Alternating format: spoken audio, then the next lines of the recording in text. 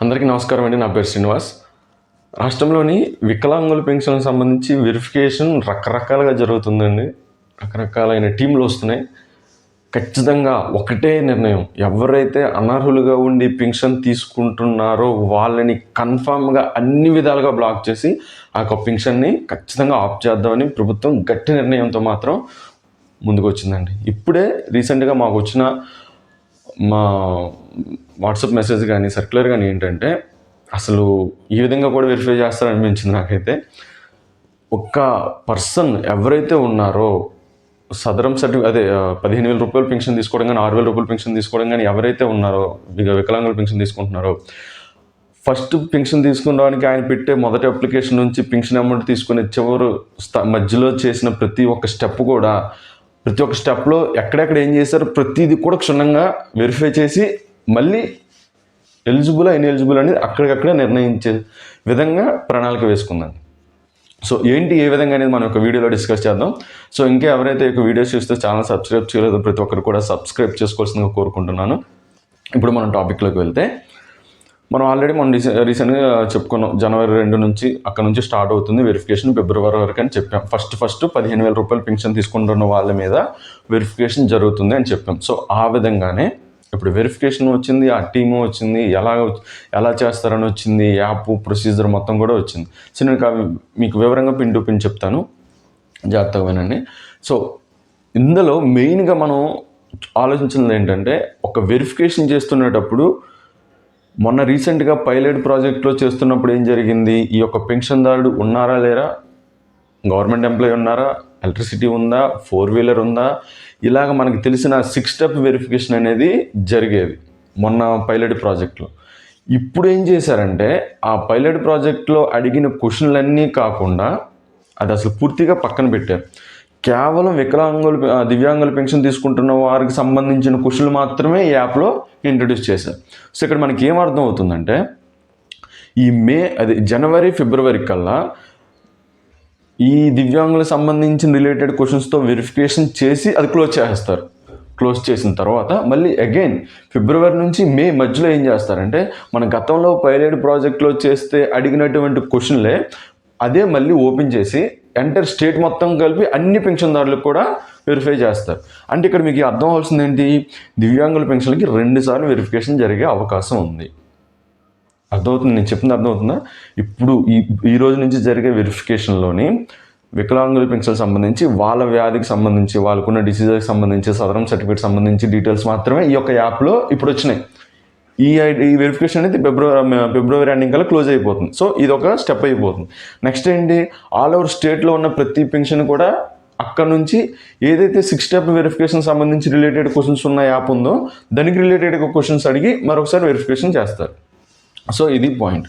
So ఇప్పుడు ఎవరెవరు వస్తున్నారు, ఎలా చేస్తున్నారు అనేది ఆల్రెడీ మనం డిస్కస్ చేసుకున్నాం. ఇప్పుడు యాప్లో ఎలా అడుగుతున్నారంటే క్వశ్చన్స్ ఎలా ఉంటున్నాయి, ఎలా వస్తున్నాయి. సో సేమ్ అండి, మెడికల్ టీం వస్తుంది. ఇందులో ట్విస్ట్ ఏంటంటే మెడికల్ టీంతో పాటు అందులో మెడికల్ టీం ఎవరెవరు ఉన్నారు, మీకు ఏ యొక్క డిసీజ్ ఉందో దాని యొక్క స్పెషలిస్ట్ వస్తున్నారు.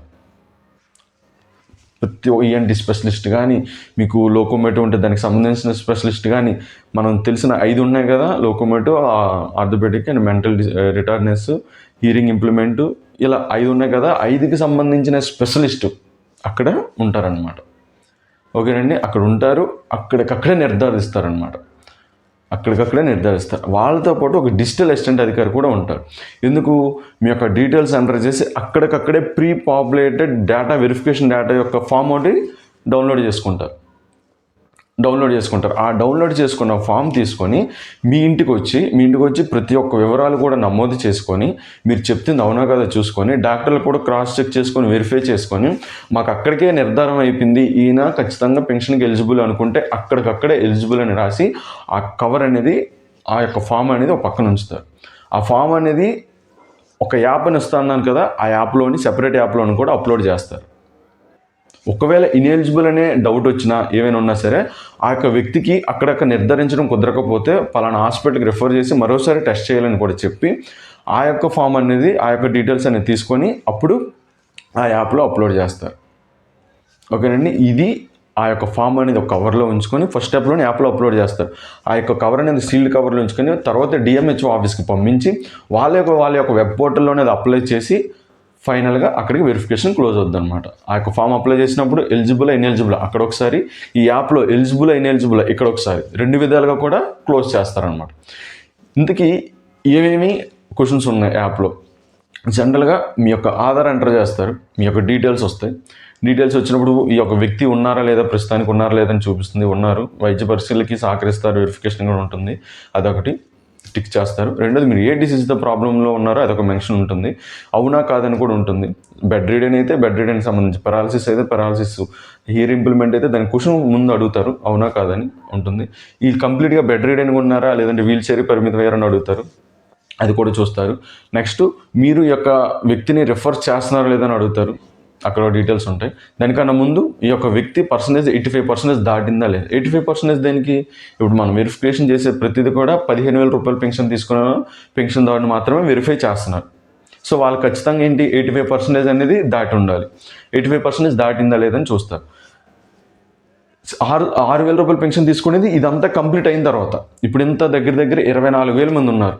24,000 మంది వరకు ఉన్న ప్రతి ఒక్కరిని కూడా వెరిఫై చేసిన తర్వాత నెక్స్ట్ 6,000 రూపాయల పెన్షన్ ఉన్న వాళ్ళని వెరిఫై చేస్తారు. అప్పుడు ఏమొస్తుంది? 40% వస్తుంది అక్కడ. ఇప్పుడేంటి 85% వస్తుంది. 85% దాటలేదు కూడా చూపిస్తారు.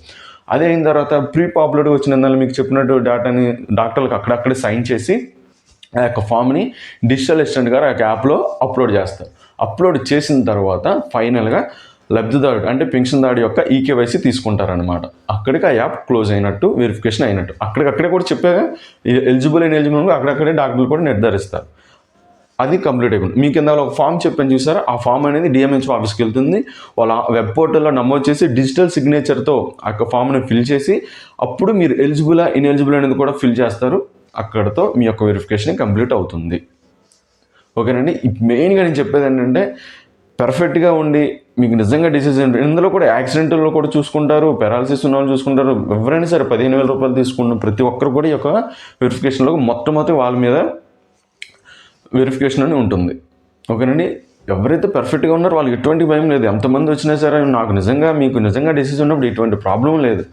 ఇన్ కేస్ ఏమైనా ఏదో ఒక విధంగా మీరు వేరే మార్గంలో మీరు సర్టిఫికేట్ తీసుకున్న పెన్షన్ తీసుకున్నా సరే ఖచ్చితంగా కూడా ఇన్ఎలిజిబుల్ చేసే అవకాశం 100% కూడా ఉంది.